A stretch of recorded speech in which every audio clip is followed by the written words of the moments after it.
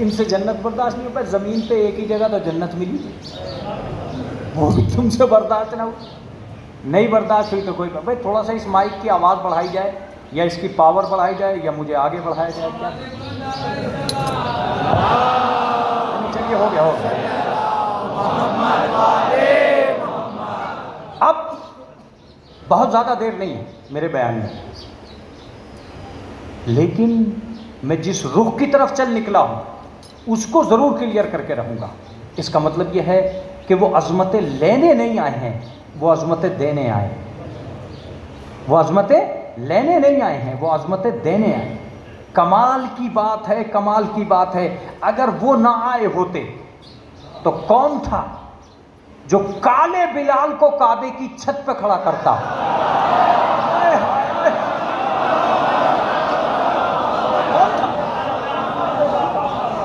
जो काले बिलाल को काबे की छत पर खड़ा करता? बिलाल जो कल तक सबके ऑर्डर पे चलता था, दौलत के ऑर्डर पे चलता था, उसे रसूल अल्लाह ने कहा बिलाल काबे की छत पे चढ़ो। काबे की छत पे चढ़े, कहा अज़ान दो। उसने कहा यहां आओ बे।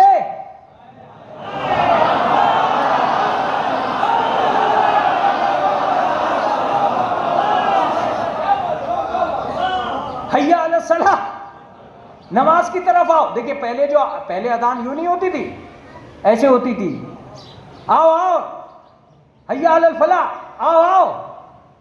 और वो सारे के सारे सोच रहे हैं कल तक ये हमारे इशारों पे चलता था,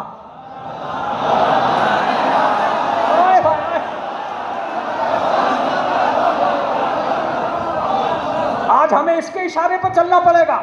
रसूल ने आवाज दी, यही तो दिखाने आया हूं कि दौलत कहां खड़ी है, रसूल की मोहब्बत कहां खड़ी।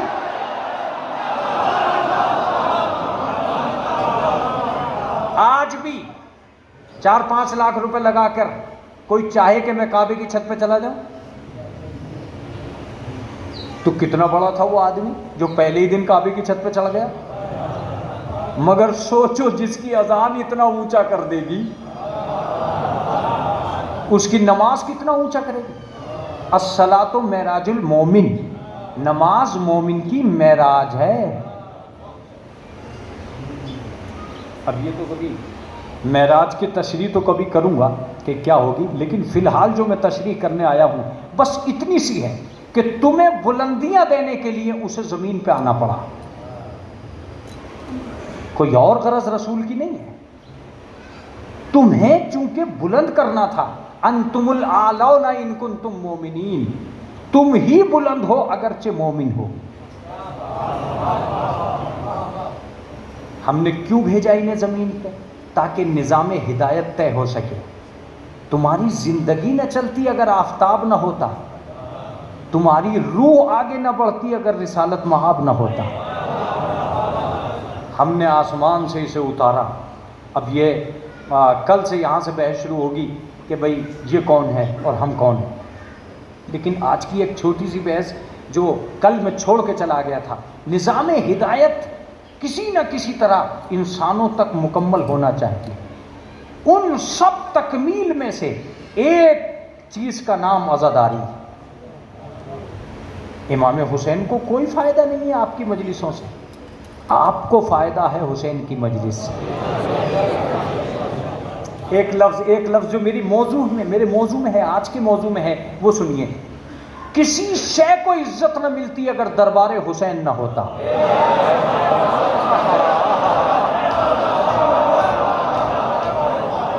इसके बाद ये लफ्ज़ें नहीं आएंगी, इसके बाद ये लफ्ज़ें अशरे में नहीं आएंगी। आज ही सुन लीजिए और इसको आज ही अशरा समझ लीजिए। हुसैन तक जो भी आ गया, हुसैन ने उसे इज्जत दिए बगैर वापस नहीं किया।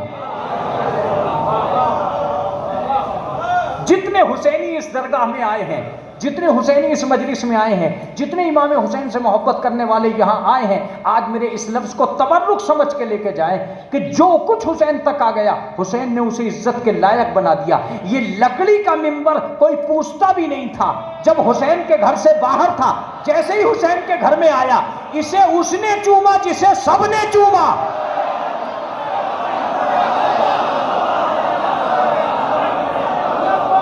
इसे उसने चूमा।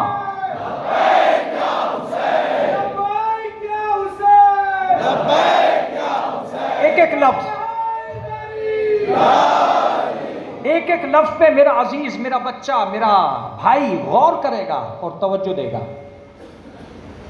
लकड़ी का मिंबर चूमने के लायक हो गया हुसैन के घर में आके। मुतवज्जे रहिएगा, जो दूसरा लफ्ज है वो कयामत खेज भी है और पूरी मजलिस भी है। ये कपड़ा कोई पूछ नहीं रहा था जब तक दुकान पे था।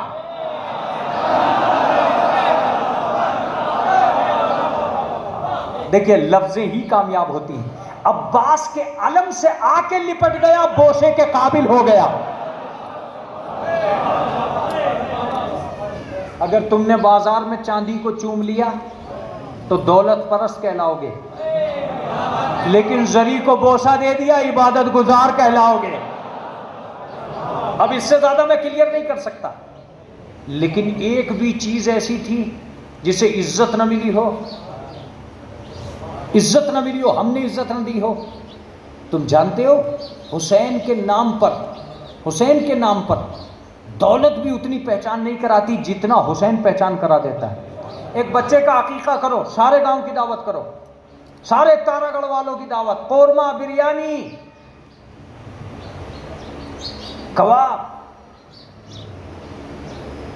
कोई डिश छोड़ना मत। सब खा खा के निकल जाएंगे, बच्चे को पहचानेंगे भी नहीं।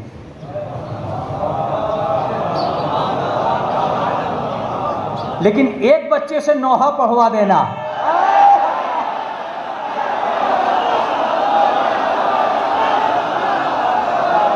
नौहा पढ़वा देना।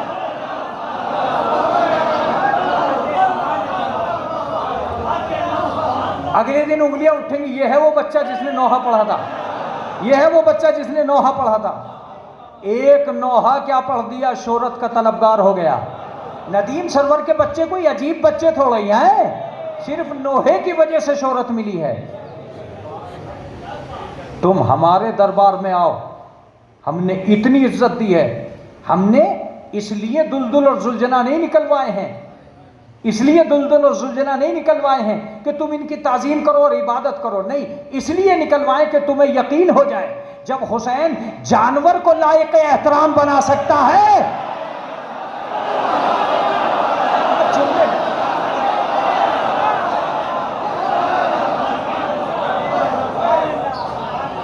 लेकिन चांदी, सोना, लकड़ी, कपड़ा, पटका, ये सारी चीजें बेजान हैं। जब बेजान चीजों को इज्जत मिल गई, तुम तो जानदार हो, तुम्हें इज्जत क्यों नहीं मिल रही है? सोचना, जिसे हुसैन की मजलिस से इज्जत नहीं मिल सकी,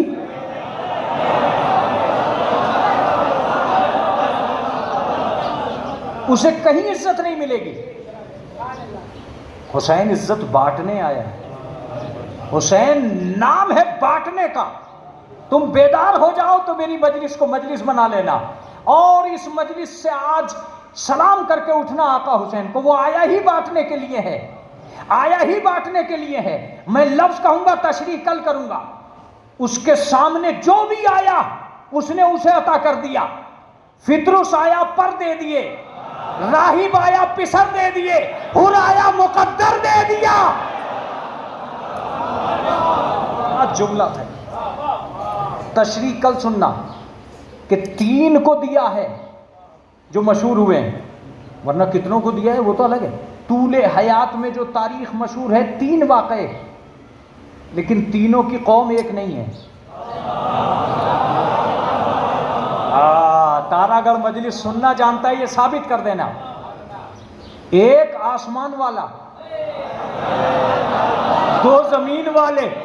इसका मतलब ये कि जो जमीन वालों को दे वो और है, जो आसमान वालों को भी दे। अब 2 का हाल सुन लीजिए।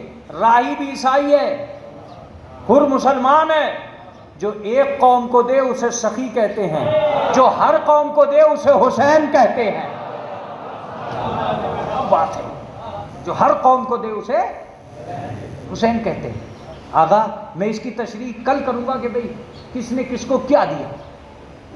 लेकिन फ़िलहाल मैं जिस ज़ाविया नज़र पर चल रहा था वो आपसे बस इतना अर्ज़ कर रहा था कि इमाम हुसैन अलैहिस्सलाम का कमाल है कि इमाम हुसैन अलैहिस्सलाम ने इज़्ज़त दी, मगर किसे इज़्ज़त दी ये भी सुन के जाओ। बहुत ही मुक़द्दर का कमज़ोर होगा वो इंसान जो इमाम हुसैन की बारगाह में आया और इज़्ज़त न मिल सकी, या वो मजलिस करना नहीं जानता है। इज़्ज़त का एक तरीक़ा है। मैंने मुतवल्ली साहब से कहा कि भाई सैयद मीरा के सदक़े में मैं तुमसे एक बात कहता हूँ। बोले कहो साहब मौलाना। मैंने कहा अब के जो तुम ये अलम का पटका उतारो तो तुम मुझे दे देना, मैं इसे अपने गले में डाल लूँगा। तो थोड़ी देर के लिए सुन लो यार, गुस्सा मत। मुतवल्ली को इतना गुस्सा आया कि वो भूल गया कि मैं मौलवी भी हूँ। उसने कहा मौलाना साहब क्या बात करते हो, अलम का पटका और अब हम किसी के गले की जीनत बना देंगे। सुनो मौलाना, ये पटका अब दफन हो जाएगा मगर किसी दूसरे की जीनत नहीं बनेगा। इसका मतलब ये कि इज्जत उसी को मिलती है जो हुसैन का होके फिर किसी से हाथ न मिलाए।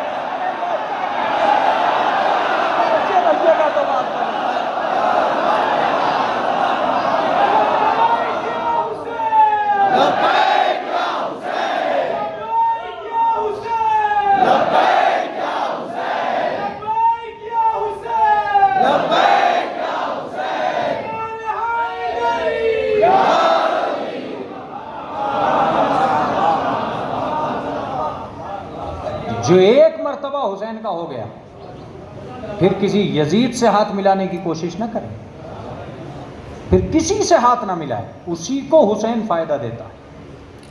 इज्जत उसी को मिलती है जो इमाम हुसैन का होकर फिर किसी का ना हो।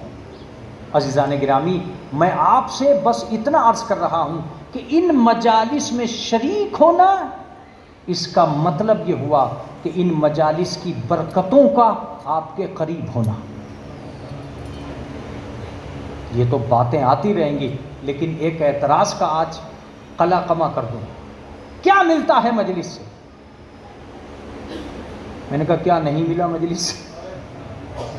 अदब मिला, तहजीब मिली, तमद्दुन मिला, इस्लाम मिला, विकार मिला, किरदार मिला।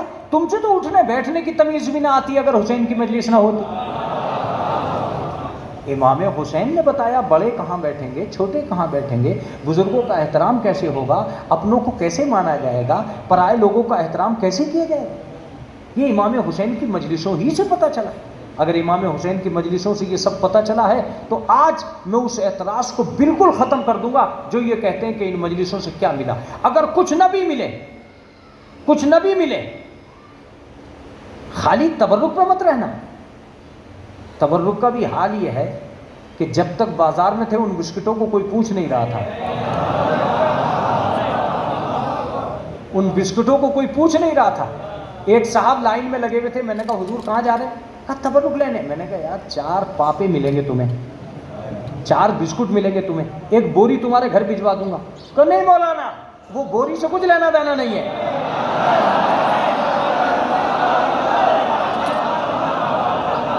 मैंने कहा इन्हीं से क्या लेना देना है? कहा वो बाजार के हैं, ये हुसैन के दरबार के हैं। मैंने कहा अच्छा रुकिए रुकिए, आप अगर तबर्रुक लेना ही चाहते हैं तो थोड़ा रुकिए, मैं ये तो देख लूं कि बांट कौन रहा। अब जो मैंने देखा कौन बांट रहा है तो जुम्मन। अरे मैंने कहा जुम्मन तुम कहा? मैंने कहा भाई तुम कब से मालदार बन गए यार?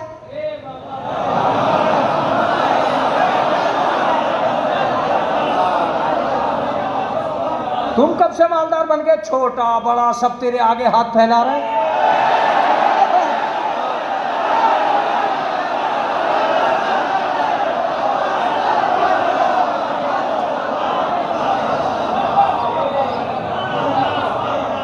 तुम इतने सखी कहां से बन गए यार? छोटा बड़ा सब लाइन लगाए खड़े, पूरी कौम तेरे सामने फकीर बनी खड़ी है। उसने मुस्कुरा के फरमाया मौलाना जब से हुसैन के तबर्रुक की गठरी हाथ आ गई मैं अमीर बन गया। वो जुमला जो मजलिस को मजलिस बनाने जा रहा है वो सुनिएगा। अजीब बात है, जिसके हाथ हुसैन के तबर्रुक की गठरी लग गई, जब उसका यह हाल है, तो जिसके हाथ दामने हुसैन लग गया,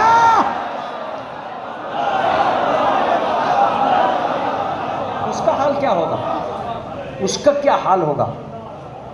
लिहाजा इस पापे को भी मोहतरम बनाया है हुसैन ने ही। ये जब तक बाजार में था इतनी इज्जत थी नहीं इसकी। इसकी इज्जत तो यहाँ पे आके हुई। तो जब हुसैन के घर के बाहर रह के पापा इतना मोहतरम है, तो मेरे और आपके पापा, हर पापा को एहतराम मिला इसी मजलिस से। और मैं समझता हूं जिसका पापा खतरे में है वो मजलिस में है ही नहीं।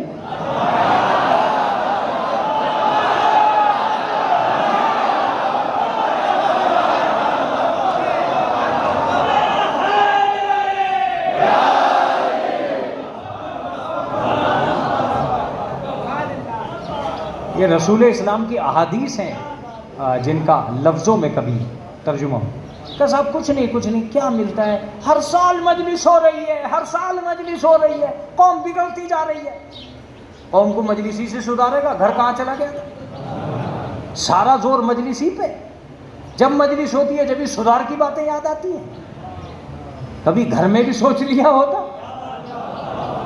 है? तुम साल भर अपने घर में रख के न सुधार सके। लेकिन हुसैन तो फिर भी कोशिश करता है, और इतना कोशिश करता है कि इमाम हुसैन ने इस लायक बना दिया कि तुम सड़कों पे जा सको। मेरी बात समझ में नहीं आई? अगर नहीं आई, मजलिसों के 2 तरीके हैं, पहली मजलिस, दूसरा जुलूस। 10 दिन मजलिस होगी, आखिरी दिन जुलूस निकलेगा। तो पहले दिन जुलूस क्यों नहीं निकला? कहा नहीं, 10 दिन तुम्हें यहां आके सीखना है कि तुम कैसे हो।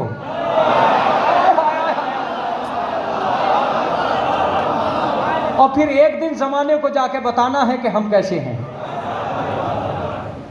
खुदा की कसम, अमेरिका साल भर कोशिश करता रहता है, इस कौम को दबाओ, हुसैन वालों को ख़त्म करो, अज़ादारी का नाश करो, इनमें इख्तलाफ के पौधे पैदा करो, हुसैन से मुसलमानों को हटाओ ताकि इत्तेहाद होने ही ना पाए।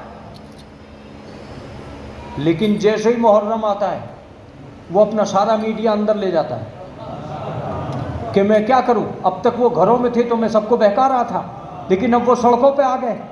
मैं ये कह रहा था कि ये आतंकवादी हैं, ये आतंकवादी हैं, ये आतंकवादी हैं। उन्होंने बाहर आके कह दिया कि हम सर काटने वालों के साथी नहीं है, सर कटाने वाले के साथी है।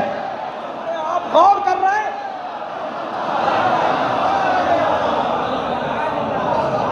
एक लफ्ज सुनिए और मजलिस को मजलिस बनाइए। हुसैन ने मार के इस्लाम नहीं बचाया है, मर के इस्लाम बचाया है। हुसैन ने सर काट के इस्लाम नहीं बचाया, सर कटा के इस्लाम बचाया है। हुसैन ने लूट के इस्लाम नहीं बचाया, लुटा के इस्लाम बचाया है। हुसैन जैसा तो कोई दुनिया में पैदा तो हो। एक लफ्ज, सारी दुनिया आज भी इस्लाम के लिए निकल ले, हम इस्लाम की मोहब्बत में निकल ले, इसे काट दिया, उसे काट दिया, उसे काट दिया। कोई ऐसा भी निकलेगा घर से जो सर कटाने के लिए निकले?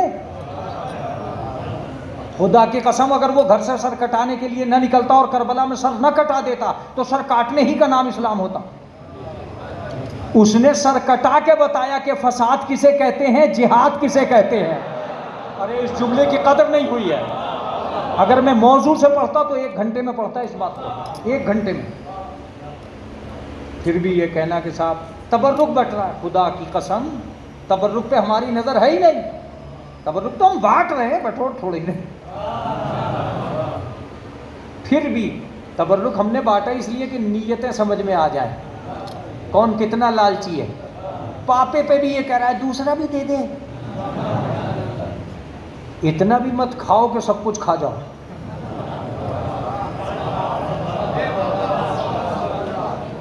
हुसैन ने खिलाने वाला बनाना चाहा है। अब मैं उसका ऑपरेशन कर रहा हूं जो ये कहते हैं कि साहब क्या मिला। आखिरी बात फजाइल की। कितनी देर से बैठे हो यहाँ? 1 घंटा तो हो ही गया, आज तो पक्का हो गया। इतनी देर में तुम में से कोई एक आदमी ऐसा है जिसने कोई गुनाह किया हो?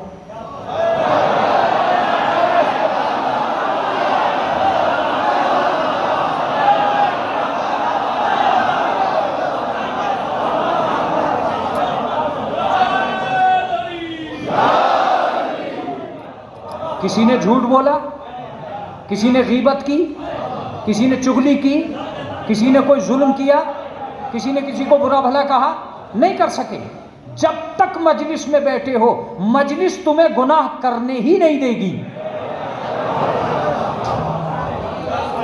इसका मतलब यह कि 1 घंटे तक इतने लोगों को गुनाहों से बचाए रखने का नाम मजलिस है।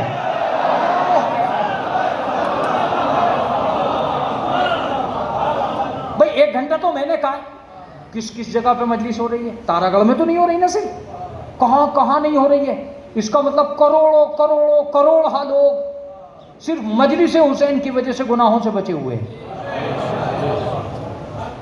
अल्लाह, मैं तारागढ़ में पढ़ रहा हूँ, वो मज़ारों के दरमियान में पढ़ रहा हूँ, सैयदों की बस्ती में पढ़ रहा हूँ, सैयदों के दरमियान में पढ़ रहा हूँ। अगर ये लफ्ज़ में नहीं पहुँचा सका तो मेरा मकसद ख़त्म हो जाएगा। मुतवज्जे रहिएगा, घंटों तक इतने लोगों को गुनाहों से बचाए रखने का नाम मजलिस है। आज समझ में आता है कि दीन के ठेकेदार क्या है, जिम्मेदार क्या है। आज समझ में आता है। लाओ कोई ताकत ऐसी जो इतने लोगों को गुनाहों से बचा ले। मैं समझता हूं कि मजलिस में 1 घंटा भी अगर मजमा बैठा रहा तो इस मजमे को अगर कुछ भी ना मिले तो वो मासूम घंटा ही काफी है जिसमें मुनकिर नकीर हाथ ना लगा सके।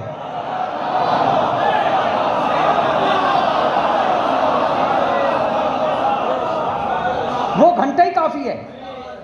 400 बार मजलिस में आए, 500 बार मजलिस में आए, 300 बार मजलिस में आए, जब महशर में पहुंचोगे सारे नामे अमाल तुल चुके होंगे तो एक आवाज आएगी, इसके 300 मासूम घंटे रूमाल में हैं। जो घंटा न किसी ऑफिस में मिला, न किसी घर में मिला, न किसी होटल में मिला, न किसी दोस्तों की बज़्म में मिला, जहां रहे अगर कोई गुनाह नहीं किया तो ज़बान का जरूर किया, सड़क पर रहे तो नजर का गुनाह किया।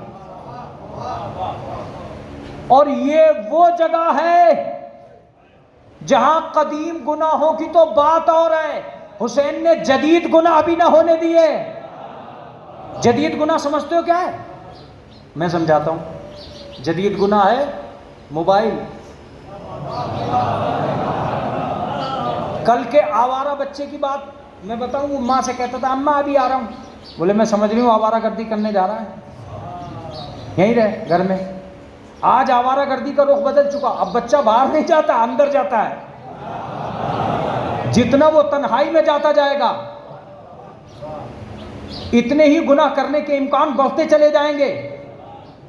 बच्ची मां के सामने बैठी रही और पता नहीं किससे बातें करती रही। दौलत देने के बाद भी मां बाप अपने बच्चे को मोबाइल चलाने से रोक न सके, बिस्तरों में घुस घुस के मोबाइल चलाते रहे, चादरें तान तान के मोबाइल चलाते रहे। बाप रोकता रहा, बेटा नहीं रुका। मगर खुदा की कसम वाहरे हुसैन, ये तेरा मोजा है कि मजलिस में एक भी बच्चे की निगाह मोबाइल पे नहीं है।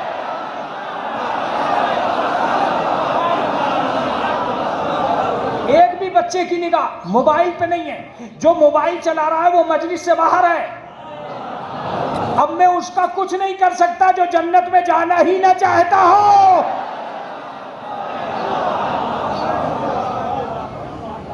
फेसबुक, यूट्यूब, कोई शय, कोई आदमी, इतने सारे लोग, 15 मिनट अगर मोबाइल आदमी से जुदा हो जाए तो हार्ट अटैक हो जाएगा। लेकिन 1 घंटे से मजलिस में बैठे रहे, मोबाइल याद ही नहीं आया। और करबला की मशीनों तो बिल्कुल याद नहीं आता। वो तो वो जगह है जहां खानदान याद नहीं आता। आदमी चलता रहता, उसे पता ही नहीं है मैं कहां आ गया। मशीन में चलता रहता है, उसे यही पता नहीं चलता कि मैं कहां आ गया। हुसैन उसी को तो कहते हैं जो जहन को अपनी तरफ रख के उधर ले जाए जिधर वो चाहता है, उधर ले जाए जिधर वो चाहे। गरज मैं भी थक जाऊंगा, तुम भी थक जाओगे। कहाँ तक मैं बयान करता रहूंगा, घंटों तक। आपने देखा होगा अपने शहर में भी और हर जगह कि एक संडे क्या आया, मजलिसें बढ़ गई, फलां के यहाँ भी मजलिस है, फलां के यहाँ भी मजलिस है। एक संडे पे हमारे यहाँ 100 फ़ोन आते हैं, यहाँ आपको मजलिस पढ़ना है, वहाँ आपको मजलिस पढ़ना है। हमारे यूपी में संडे बहुत बिजी होता है और हम हर संडे कहीं ना कहीं होते हैं। तो मैंने कहा भाई एक दिन छुट्टी का मिला था, उसे भी हुसैन ने इसाले सवाब के नाम पे वक्फ़े हसनात कर दिया। अब मुझे पता चला कि ये संडे में मजलिसों का चलन क्यों चला।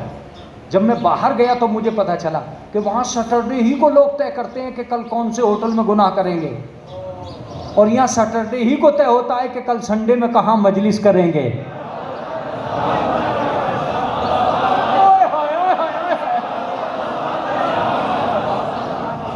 इसका मतलब ये कि नस्लों को गुनाहों से बचाने की एक तरकीब निकाली हुसैन ने, और वो तरकीब है आज़ादारी। जब तक तुम बैठे रहोगे, इस घंटे का जो गवाह होगा वो तुम्हारा नाम आमाल होगा, जिसमें कोई बुराई तुम्हारी लिखी नहीं जाएगी। जबकि लिखने वाले इतने चालाक हैं कि तुम कदम उठाते हो वो फौरन, उनकी तो डायरी और कलम फास्ट एंड फास्ट। एक आदमी ने मुझसे बोला, अरे ये मौलाना क्या तुम मजलिसों के फजाइल पढ़ते फिर, क्या झूठ झूठ बातें करते हो। मैंने कहा क्या झूठ है यार, तो तुम कहते हो फरिश्ते आते हैं मजलिस में, कहाँ है फरिश्ते। उसने मुंह ऐसा बनाया कि मैंने फ़ौरन उसे जवाब दिया। मैंने कहा अच्छा, मैंने कहा बहुत से फरिश्ते आते हैं, तुझे नज़र नहीं आते। बोले क्यों। मैंने कहा फरिश्तों को खूब दिखाई देता है कौन मजलिस में आया है, आदमी को दिखाई नहीं देते कि फरिश्ते आते। कहा मौलाना झूठ बोल रहे हो, कहाँ थे। मैंने कहा हाँ भाई ये भी तू सच कह रहा है। मैंने कहा ये बता तेरे कांधों पे 2 फरिश्ते तूने देखे। जब तुझे कांधे के नज़र नहीं आए तो मजलिस हुसैन के क्या दिखाई देंगे। और अब सुन, अगर एक आदमी आया तो इसका मतलब फरिश्ते आए 2।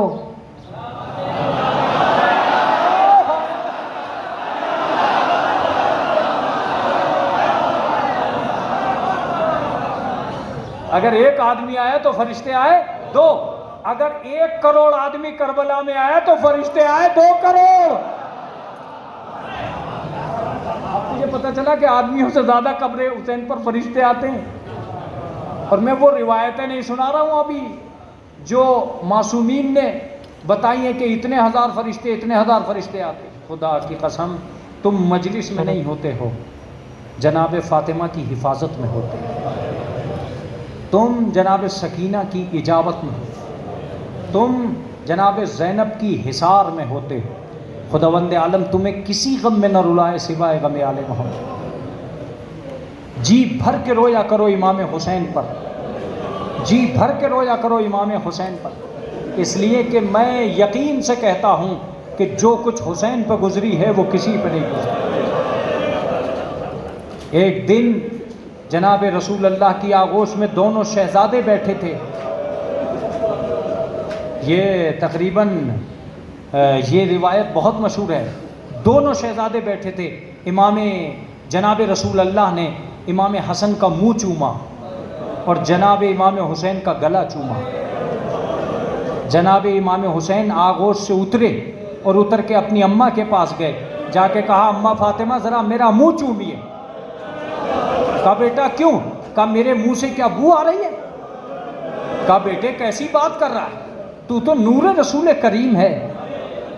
कहा फिर नाना से पूछिए कि नाना ने हसन का मुंह चूमा, हमारा गला चूमा। जैसे ही रसूल अल्लाह तशरीफ़ लाए जनाब फातिमा फरमाती हैं बाबा आपने मेरे हुसैन को मलूल कर दिया। कहा क्यों कर दिया बेटा। कहा मेरे हुसैन का कहना है कि उनका गला चूमा। कहा फातिमा तू सुन नहीं पाएगी। कहा कि नहीं बाबा मुझे सुनाइए। कहा मैंने इसलिए हसन का गला चूमा कि 72 खून के टुकड़े, 72 जिगर के टुकड़े हसन के मुंह से आएंगे, हसन को जहर दिया जाएगा और हुसैन का खंजर से गला काटा जाए।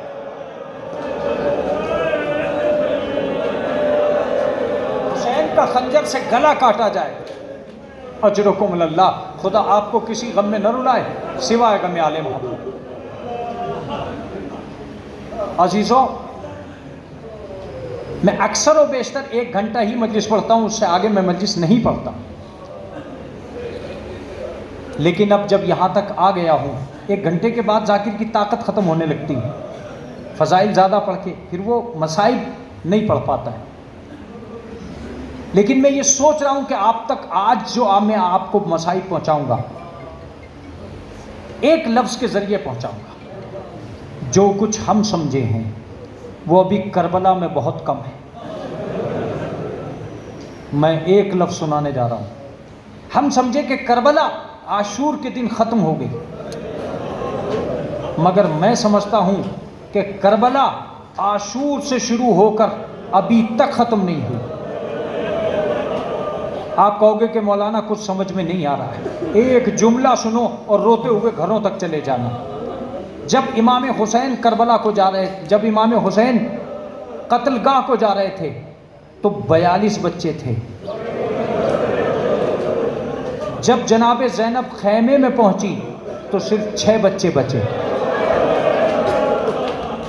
क्या करबला ख़त्म हो गई?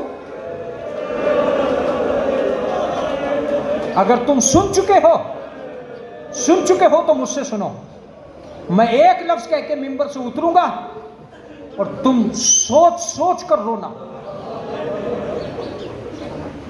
दुनिया कहती है कि करबला तमाम हो गई, और मैं कहता हूं कि करबला को मैंने शुरू होते देखा है, मैंने ख़त्म होते नहीं देखा। मैंने सामईन से पूछा, क्या तुमने पूरी करबला सुन ली?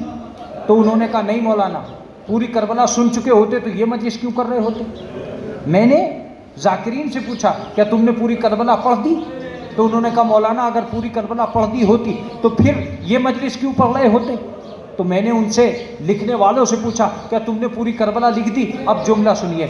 मौर्रिख कहते हैं कि करबला में कलम उतनी तेज़ नहीं चल रहा था जितनी तेज़ मसाइब चल रहे थे।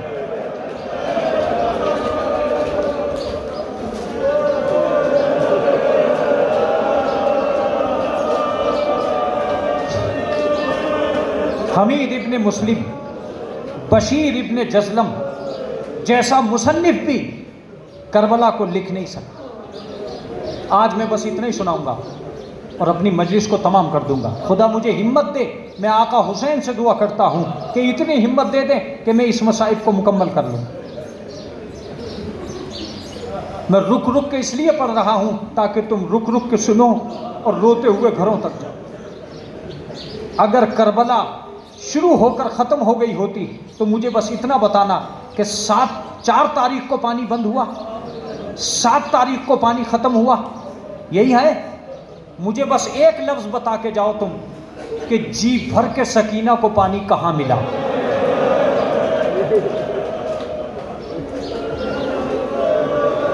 कहीं मिला? अगर तुम्हारी नज़र में शाम गरीबा में उसे पानी मिल गया था तो वो कूफे में पानी क्यों मांग रही थी? अगर उसे कूफे में पानी मिल गया था तो उसने शाम में पानी क्यों मांगा? अगर उसे शाम में पानी मिल गया था तो उसने क्यों कहा जनाब सैयद सज्जाद से कि भैया मुझे नशेब में दफन करना?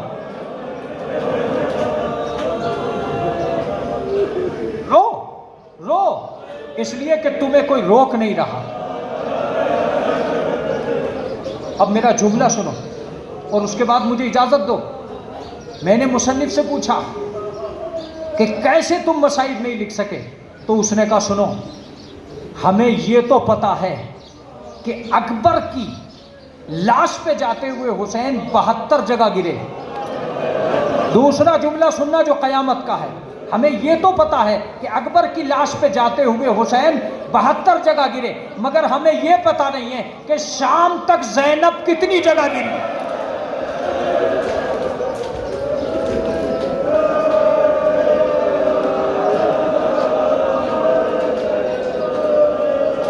बस मुझे इजाजत दो।